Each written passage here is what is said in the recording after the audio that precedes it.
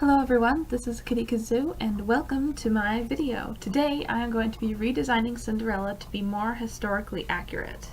So if you have been paying attention to my DeviantArt for the past while, you'll see that a while ago I posted a bunch of drawings of various old-fashioned dresses like 1910s, 1950s, that sort of thing. I've actually been doing a lot of studies of old fashions because I like them a lot more than modern fashions.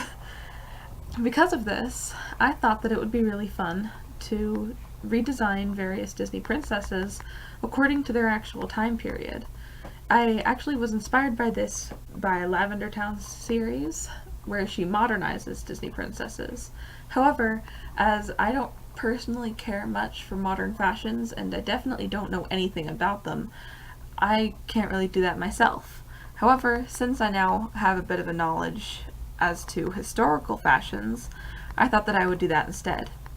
So Cinderella is set in France during the Victorian era, so about 1850s to 1870s, at least according to a website I saw online. Could be different, I don't know, but that's what I decided to go with because that seemed like it would be really fun to draw.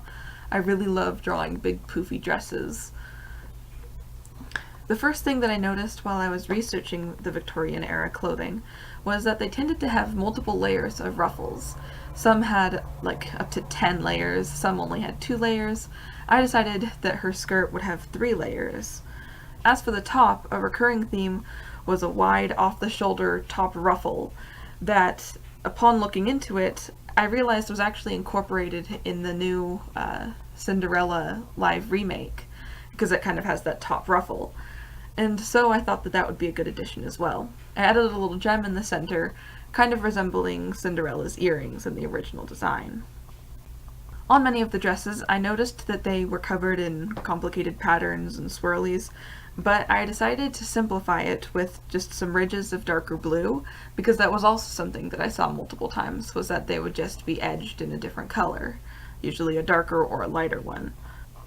Next, I changed the hair rather minimally, trying to kind of keep it so that the silhouette isn't changing too much, but I did get rid of her stupid little headband, because I think it looks dumb, and opted for some dangly earrings, because I noticed that a lot as well. While I kept her hair largely unchanged, I put the bun more on the back than the top of her head, because that seems to kind of just defy gravity, and I don't really understand how it's even there, or why, because looking into the Victorian era, none of the hair was like that.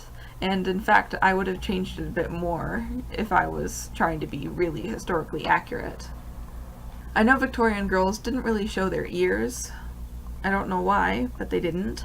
It was like with ankles, but I couldn't really find a way to hide them with her hair, because in the original, the ears were hidden with the headband, at least according to my reference picture. Some of them didn't use that to hide it, but whatever.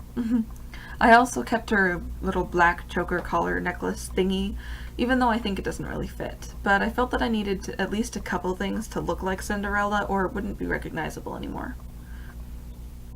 Her face was the most difficult part. It took a good half hour to get right, and even then I don't really think I got it right.